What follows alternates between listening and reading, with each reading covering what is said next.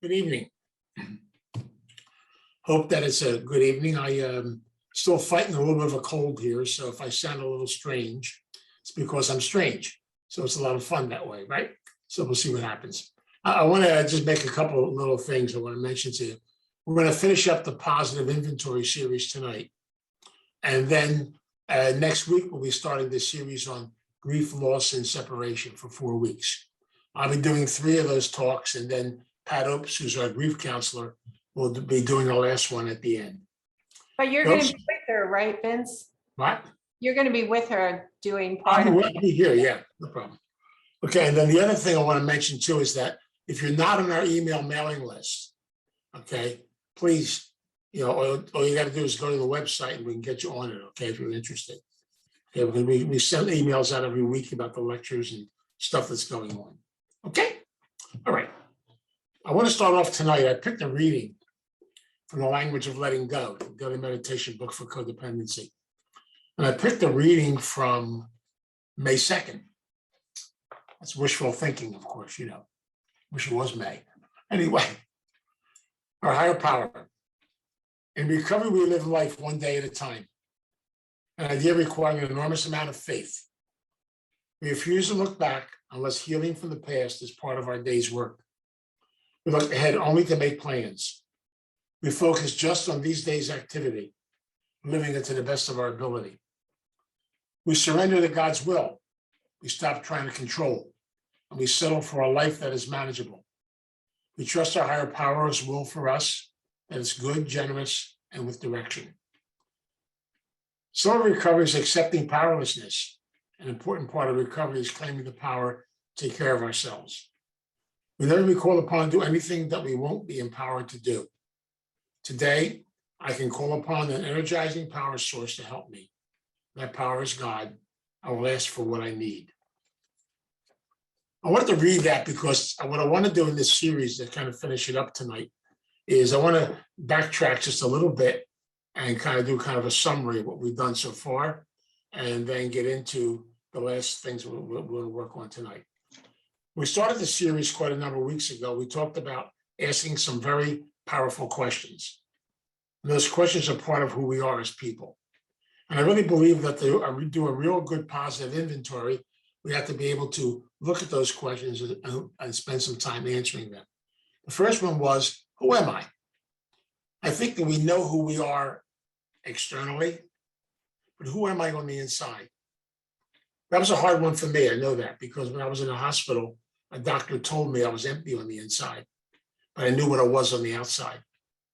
It's hard. So we have to really spend some time truly getting to know ourselves. I love that song, getting to know me is getting to love me. So it's my job to get to know me. Once I get to know me, I begin to accept who I am. Why am I here on this earth? Why did God put me here? I truly, truly do believe every one of us has a purpose. Every one of us has a gift, we have a talent. Every one of us has to be open to share that with others. And those gifts and talents, I've learned something about them. If you share them, they increase. It's amazing when you come right down to it. I've learned over the years that when you actually are able to share your gifts, then you get 100-fold gifts back. So it's a process of letting stuff out so stuff can come back again. And that's how we learn from one another and grow from one another. Do I have a loving relationship with myself? Do I truly, truly, truly love me? That is one of the hardest questions, to build a personal relationship with yourself as a person. And yet, it is a core question of recovery. Even the founders understood that. Did you notice something? When you put the 12 steps together, 11 of the steps are for us to work on us. Isn't that amazing? It says, having had a spiritual awakening, having done your own work, having gone to the inside, then you're able to share something and carry a message to others. But unfortunately, for many of us, we try to do things backwards, myself included. It's kind of fun to do it, excuse my language, half-ass first and then get into what really has to be done. But it's part of the process we go through in life. And so we have to look at the whole concept deep down inside with that question. Do I have a loving relationship? Do I see myself as a positive person? Do I see a beauty inside of me as an individual? How do I look at that? How do I develop that inside of myself? I share those with you because we talked a lot about that, and we used a formula last week based on the three basic concepts of foundation, direction, and service. We talked about everything we do in recovery, no matter what it is, has to have a solid foundation. And the foundation is built on what I always say, it's built on acceptance, it's built on trust, it's built on faith. The one thing I love about this concept that they talk about the foundation is, and it's from page 417 in the big book, that if we truly come to an acceptance, that means we come to peace with it, have a sense of serenity with it, then we can move forward. No one can move forward anywhere unless we come to an acceptance of where we are at this moment. And those are the hardest things to do, because too many of us are trying to figure life out. Now, do me a favor, will you? If you ever do figure it out, give me a call. I'm going to take you on tour. Nobody's going to figure this out. It's real simple, right, Maria? Nobody's going to figure it out. So you got to go with the flow and the flow of life. It's funny because I got a phone call today, and someone was asking me some questions. And the biggest question they were asking me was one that all codependents ask, how do I figure out life and where I'm going? I said, I don't know. I have to work on my own. But the bottom line is, I've learned over the years, when I get out of the way, I let things flow, things happen. I find that so amazing. That's why I like that fourth question called, do I have a sense of humor? And look at life with a sense of humor. Because let's face the facts of life. We've all done some strange things in our life. I know myself, it's just unbelievable. And it's funny how we have to be able to learn from them and grow from them. So what is the secret? The secret is to have the gift to go back and look at my experiences I've gone through. I got to tell you a story. Don't tell anybody, all right? Everything you went through in your life, no matter what it is, here comes those other two spiritual words. You were supposed to go through it. Even the things that are uncomfortable, the pain, the struggle, the losses, the stuff we went through in life, everything happens for a purpose. The bottom line is we have choices. I can stay stuck in it, or I can come to an acceptance of it. Now, believe me when I say it doesn't come easy. And in time, I can actually begin to move forward. It's the hardest thing in the world to do because so many times in life, it takes a long time to do that. I'll give you an example of my own life because I can only speak for me, from my own experience. Believe it or not, I went to my first 12-step meeting in 1969. That means I'm old. What can I tell you? But the bottom line is, I didn't go to that meeting because I wanted to go to that meeting. And many of us understand this. I went there because somebody coerced me into going to it. It's funny sometimes when I was a priest, I didn't know much about alcoholism or drug addiction, stuff to that effect. I knew about it, but I was living with an alcoholic pastor. And one day, a man came up to the rectory. His name was Morgan. And he said to me, I want you to come with me tonight. I said, where are we going? I'm a codependent. He says, none of your business, just come with me. Now, normally in my life, if somebody does that to me, I ain't going with you, unless you tell me where you're going. But he says something to me, which is really important. He said, trust me. Trust where I'm taking you. For some reason, I know it's a higher power thing. I can't answer this. I got into the car. I went with him. He took me to an Al-Anon meeting because he knew the situation I was in at the rectory, living with an alcoholic pastor, and he wanted to expose me to Al-Anon. I went to the meeting, and it was a pretty good meeting. The only problem was the people there were strange. Now, that works a lot of times, And so these very strange people kept telling me to work on me. I didn't need any work. He needed all the work. But they won't give up. They're kind of weird, They kept telling me to work on me. I didn't understand what they were talking about, to be perfectly honest with you, because I thought I was going there to get a formula to fix him. A few years later in 1972, I had a nervous breakdown. I was in a hospital and a doctor came up to me and he said, Vince, he said, I was a priest at the time. He said, you're spiritually dead. You have no idea who you are. You're empty on the inside. I think he went to the same Al-Anon meeting as those people went to. But the bottom line was he was right. But see, it's funny how things work as we go on our journey. So many things happen on our journey that sometimes we can't understand why they happened. But if we do an inventory and go back and look at them, we can learn from them and grow from them and experience from them. Everything's beautiful in the course of our journey. Billy will tell you, there's a gentleman that was part of our life for a long period of time named Woody. And Billy will never forget him, I know. I won't either. He was a big part of our journey. Back when Billy was, I think Billy was like, 5 years old, Bill, or 10. I think we were 15. But the bottom line was, I remember way back then, but this man had a powerful influence on us. And yet we never know where the messengers of God are going to come from. That's why I've said over and over again, if you have the courage, and it takes courage, to go back and look at your history, look at your past, look at the things that you experienced, but to look at them with a positive eye. So I can learn from them and grow from them and begin to move forward with them. I look at my journey, I'm going to share this part of it with you because it's very important to me. When I was a kid, I didn't really have, I had a very overprotective mother who basically fundamentally ran my life and also, embarrassed me a lot. How those Italian mothers are sometimes.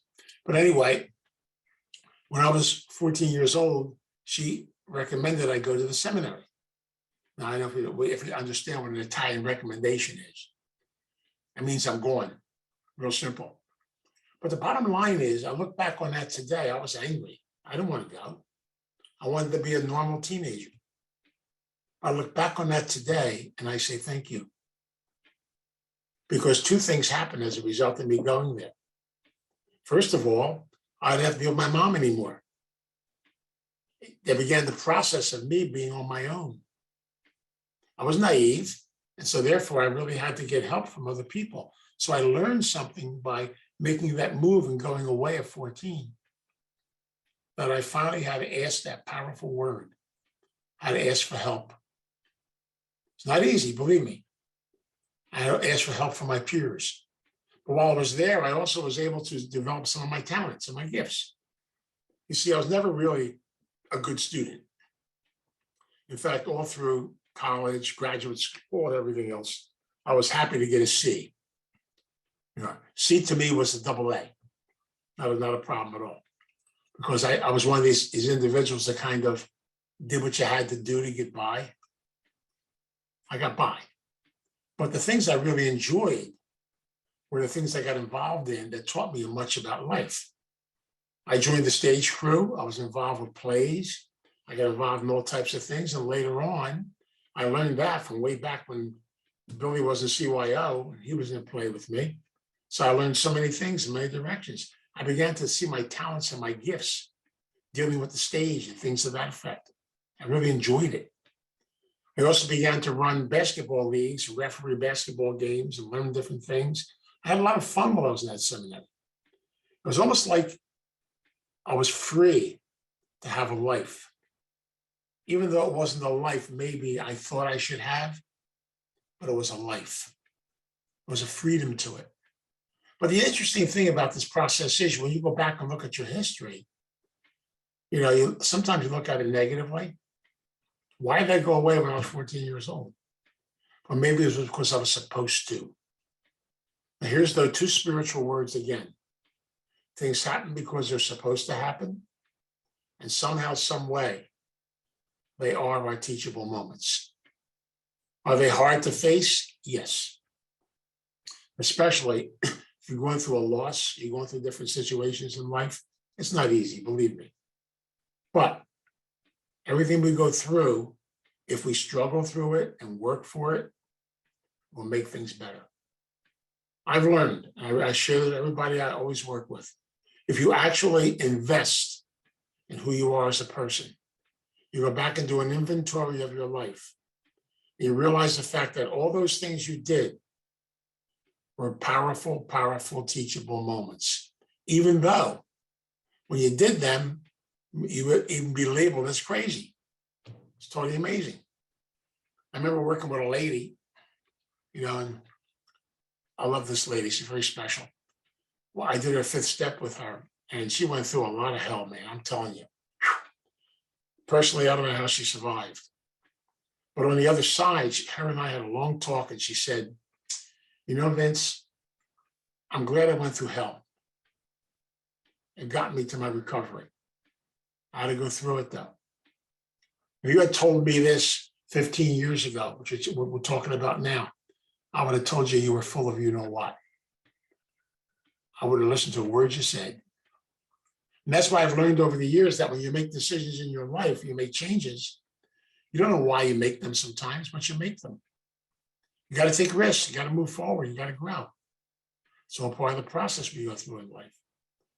There's another lady, I'll never forget her as long as I live, because she's 85 now, I think. Yeah, 85, 84, I don't know, somewhere in that area. She's older than me anyway. But anyway, she went through, believe it or not, over 26 detoxes and rehabs before she finally got into recovery at age 63. Isn't that amazing? First of all, she asks herself all the time, how come I'm still alive? How come I made it this far? Goes back to what I read tonight, because I truly believe with faith and trust, the higher power takes you where you're supposed to go when you're ready to go there. That's why no matter what we do in life, I don't care what it is, we'll be able to make decisions and make changes in our life when we are ready. But in order to get ready, a lot of times, we have to go through struggle. We got to go through that whole concept of surrender. Got to surrender to the reality of who I am and what I can do. I was asked a question today by somebody, when you wrote your books and put your books together, and how did you really think about doing that? And I said to the person, I said, I didn't think. What do you mean you didn't think? I said, I didn't even know what I was doing. That's the fun part about it. I told you that story many times, how that book kind of came to me, my first book. And it's amazing sometimes when you stop trying to figure life out, life figures you out. It's a process that goes on. But we got a disease. I know that. I got my same disease. It's called up here. See this thing? No, I call this the crazy tower, the manipulation tower, the con tower, the insane tower. We're always trying to figure life out. Leave life alone. Get in the flow of life. Be who you are. Celebrate the gift of your personhood. Celebrate your uniqueness and your specialness. Celebrate your talents. Celebrate your gifts. Every person I've met on this earth, especially in recovery, are some of the gifted, talented, most beautiful people I've met on the face of this earth. And they're special. And yet we don't realize it, because what do? We keep looking for somebody else to tell me who I am. We keep looking to somebody else to show me how to do it.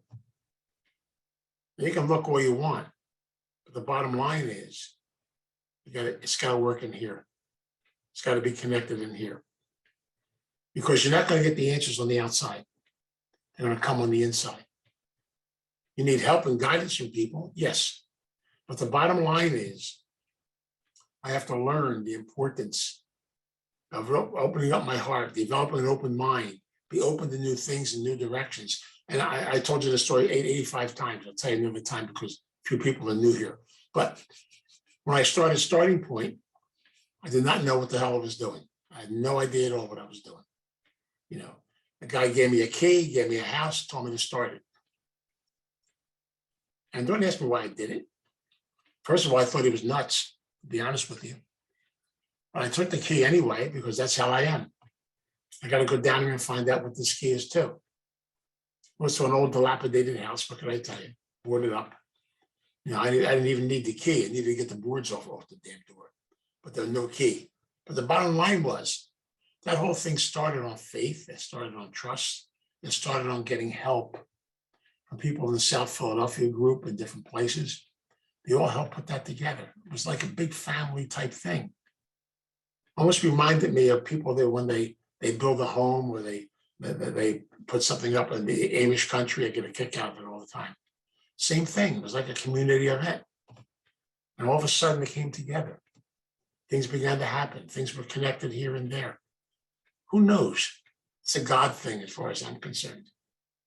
You know, you hear me talk about this all the time because and most of you know me, I'm a Hallmark junkie. But I always talk about God winks. God winks at you at the strangest time in the strangest places. And all of a sudden, messages come along. And messengers are all around us. The secret is, are we open to the messengers or are we ready to be open to them? And nobody's want to get ready, but just because I'm giving a talk tonight doesn't make you ready. You got to go through the struggle. You got to go through the fire to get to the other side. A good friend of mine said this a long time ago. He says, you know, Vince, I spent 42 years of my life going through hell in order to experience heaven on earth. And you know, I understand that today.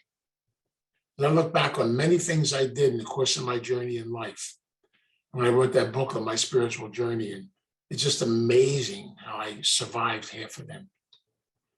You know, never in my life did I ever think I'd be in a state prison as a chaplain, playing cards in the room building for the criminally insane.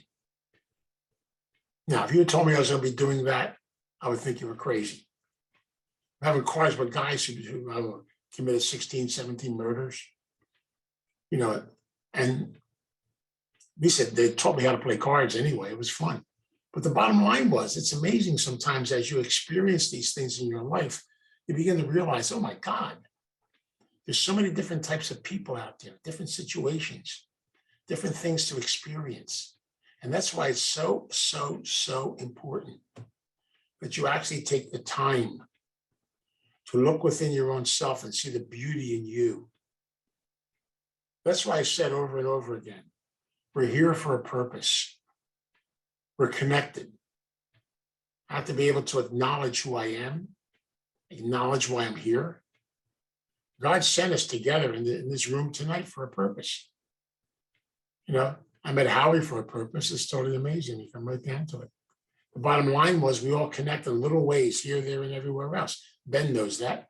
But the concept is, it's all part of the process we go through. Why do we worry? Someday I'll be able to answer that question. My wife even says that to me all the time. She says, you make me crazy. She says, you worry about everything. I said, I'm Italian. What can I tell you? She says, that's your excuse. Every time you do something, you say you're Italian. That solves all the problems in the world. I said, well, what can I tell you? It's all part of it. But I'm laughing about this today because I'm developing a sense of humor over my life. You know, when you go back over your experiences, you see some of the things you did. Don't you wonder sometimes, did I really do that? And then basically, after a while, you're able to tell your story. Remember a guy in an AA meeting, I'll never forget this. You know, I was on a retreat and he was telling his story, and his story was horrible. He said, but you know what, Vince? He told everybody in the group. He told his whole story as a funny thing with humor. He knew how to laugh at himself. He knew how to laugh at the past. He was open to learn from his mistakes, from the things he did. And so many times we have a tendency to spend so much time judging ourselves, we don't have time to really look at the good, the beauty, and the strength we have inside of ourselves as a person. That's why the only thing we can do is plant seeds. No one's going to be ready until they're ready. Growth won't take place till you're ready for it to take place. But you've got to be able to go through the struggle, go through things in life, go through learning. And we have to try to the best of our ability in learning how to love ourselves and take care of ourselves. But also don't forget, please, do me a favor, will you? Don't lose your sense of humor. Laughter is great therapy. A good psychiatrist friend of mine, Dr. Johnson, used to say to me all the time, I love this guy. He worked in at Charter Fairmont Hospital with me. He said, Vince, you ever wake up in the morning and everything's going wrong? And around 12 o'clock, it gets worse. At 2 o'clock in the afternoon, he said, go sit in the corner and laugh, even though it's not funny. It's cheaper than a psychiatric hospital. And you know what? He made sense. He's true. Sometimes you're going through different things in life. You wonder why. Why am I going through this? How am I going to get through it? But I've learned something. I love that phrase in AA, this too shall pass. Somehow, some way, we find our way and it goes where it's supposed to go. And we're not in charge of it. Isn't it wonderful? It's great. Yet it's hard sometimes. It's not easy. And that's why I've said over and over again, going back over your history, going back over your experiences. Your history, to me, is your greatest teacher on the face of this earth. Everything in life we learn from your history. And too many times, what are we doing? We're afraid to look at it. But there's two ways we got to look at it. Look at it as a way to learn from it and grow from it. Don't look at it as a way to beat yourself up. That's what's important. That's what forgiveness, healing, and all that really is all about. It's all about the process we have to go through in life. And so I'm learning over and over again the value of being able to go on this journey of positive inventory, this journey of looking at things from a positive perspective. I'll say this to you as strongly as I can. Every negative thing that occurred in your life has a positive side to it. When you're going through it, you don't see that. That's okay. But in time, the healing comes, the learning comes, and then you can look back and you can actually see where it really was a very important point in your life. And it was supposed to happen. And then just be open to it and try to learn from it and look back on it in a positive attitude. That's why I love doing positive inventories, because I don't want to spend the rest of my life, finding out what's wrong with me. There's nothing wrong with me and nothing wrong with you. Sorry about that. I hate to do this to you. There's nothing wrong with you. You're exactly who you are supposed to be, where you're supposed to be on your journey in life today. Congratulations. See how simple that is? It's a hard thing to look at, but it's true. And so, do I like where I'm at in my journey all the time? No. Do I have to be there right now? I have to accept it. And it's not easy. I don't want to be someplace else. Now, I've been going through this past week with this crazy, insane cold that I have, and I kept saying, I don't want this thing. It's driving me crazy. It's making me nuts. My energy level is down. And then finally, I said some prayers yesterday, and I said, you know what? For some reason, you're going through this. Will you please shut up and just go through it and let it run its course? The thing I find so amazing is my wife tells me this all the time. She says, Vince, you've got a cold. It's not going to go away magically. It's going to find its way. It'll work its way. Be patient. So many people in life have said that to me, and it makes me crazy. Be patient. Pacienza. My father said it. Everybody says it to me. I got to learn more and more how to do it. I'm getting better at it. Loretta doesn't think so, but I'm getting better at it a little bit at a time. I'm learning over and over again. Slow down, relax, smell the roses, keep it simple, go through what you got to go through. And it's a beautiful thing in my recovery meeting I go to. We have a little preamble thing. It's really beautiful. I love it. I go to an Eating Disorders Anonymous meeting, and I love it because it says in there, very simple things. Eat when you're hungry, rest when you're tired, let go when you can't handle it. If you're angry, feel it, be in touch with it and share it. All these little statements they have in the preamble, it's just beautiful. You come right down to it. I love it. They're right. It is not that complicated. But we are the ones that are complicated. I've heard that plenty of times in recovery. We are complicated people with a simple program. It really does work. The only problem is we have to work it. And I've learned over the years, if you do your work, things change. And don't be like me, please. All right? I got to share this with you. I came into recovery, or went to meetings, I shouldn't say I came into recovery. In 1969, I got into recovery for real in 1987. You see, I didn't have time to do my work. I was too busy doing everybody else's work. That's why they used to joke about me back then. They called me a two-stepper. The first step, I jumped right to the 12th step. So it's real simple and real plain. Today, I don't want to be a two-stepper. It took me a long time to finally start the journey of looking at me and working on me. And when I started that journey is when my life started to change. Isn't that amazing? But again, you do things, why? Because you don't want to do them. Never forget, the lady I'm married to today, my wife, I met her way before we got married or even friends, and she was the one who actually confronted me about my eating disorder and invited me to go visit a doctor. And I'll be very honest with you, I got very angry at her, pissed off at her. I went to see the doctor to prove her wrong. It's amazing how this works. That doctor turned my life around and changed my life. If you come into my office, there's a plaque on the wall with his photograph. I'll never forget him as long as I live. And yet I went there because I was angry at someone. I wanted to prove him wrong. Doesn't that sound familiar? So many of us got started that way. We don't want to do it. But I went there because somebody else told me to go there. I wanted to shut them up. Then all of a sudden, things started to happen. Exposure, we got moving. Things began to change. I have a lot of gratitude today, and I'm learning over and over again as I continue to talk about being positive. Have an attitude of gratitude. Be grateful for all the things that occurred in your life. I don't care what they are. Now, that's not going to be easy. Many of us have lost people. We've lost kids. We've lost situations in our life. To be able to say I should accept them is not that easy. And that's why sometimes we have to be able to, go through the fire, go through the grief, go through the struggle. We'll talk more about that. We get into the grieving process. You got to go through it.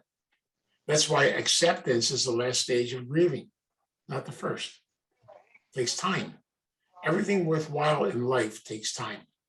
It is totally amazing. You come right down to it. And that's why we have to learn over and over again, to take time in our life just to be able to look back on life and try to learn from it and have an attitude of gratitude towards it. The example, Bob, sorry. Have an attitude of humility. Humility is geared towards trying to new things in different directions, trying to be open to new things. It takes a humble person and a courageous person to work on themselves and to grow. Have a sense of acceptance. Guess what? Let's be who we are, okay? Let's not try to be somebody else. And we can put people up on a pedestal, put them up here, put them up here. Don't do that, please. Because you put somebody on a pedestal, they have a problem. They can't go to the bathroom. They're on a pedestal. Leave them alone. Put nobody on a pedestal. Look within the mirror and look on your own self. That's what's important. Because all of us, believe it or not, are equal. All of us are interconnected with one another. All of us are just simple people on a journey. The old timers taught me that a long time ago, and they used to say, we all just have one day, we have today. We're all on the equal plane. We don't know a thing about tomorrow. We have to learn from yesterday and live in today. If we do that, everything else falls into place. So take time to look at these 5 questions. Take time to look at your inventory. Take time to look at your history. Remember, it's your great teacher if you can look at it with positive eyes, not negative eyes. Look at the things you experienced in your life with positive eyes. That gives you a sense of wisdom, a sense of love, a sense of growth. That's what's important. No matter where you are in your journey, it doesn't make a difference. I don't care if you're young, you're old, no matter where you are, it's not important. Wisdom is for everybody. Growth is for everybody. There are no exceptions to that. And so take some time to do a positive inventory. Take a look at your journey, take a look at your life, look at the things that are important to you. I hope that this series we did on positive inventory has helped you to begin to look at the value of looking at your life differently and be able to work forward with it. But I want to remind people, it might be new tonight, This whole entire series you can find on our website under Vince's Corner. We record everything, we put everything out there so you can check it out if you want to. To me, it's a very powerful series to start the year off with. So I want to just say a prayer tonight to thank God for everything we've had, everything we've been through, all of our experiences, and be open in our hearts and minds to new things and new directions. So let us pray. God, we come before you as a family. We come before you in prayer. We come before you with our struggles. We come before you, though, we realize you have given us the greatest gift of all, the gift of your love. Teach us to love ourselves and to love others. Teach us to share our gifts with others. Teach us to be open to new things and new directions. And know that if we have an open mind and we work to the best we can, you'll be there to guide us. Thank you for all those who have gone before us, all those who are our teachers, all those who touched us in one way or another. We have a lot of gratitude, Lord. We ask that you look back on them and ask them to continue to walk with us on the journey and be our new angels and teachers. We have to realize we can't do this alone. We need one another. We need help. We need guidance. We need direction. For you are our guide. We ask your help. We ask your guidance. And we ask that all those who have gone before us to walk alongside of us and help us on our journey. Teach us to look at everything in life the best we can through positive eyes. Learn from them and grow from them. Teach us not to try to change the world, but look within and work on ourselves. From there, we'll touch others in a very powerful and beautiful way. And so, God, thank you. Thank you for this gift. Thank you for today. Thank you for the gift of life that we have with one another. We pray and we ask this in your name. Amen. I'm going to ask all of you, don't mind unmuting. We're going to make an attempt with Pat leading us to say the Serenity Prayer together. God, grant me the serenity to accept the things I cannot change, the courage to change the things I can, and the wisdom to know the difference. God's will, not mine, be done.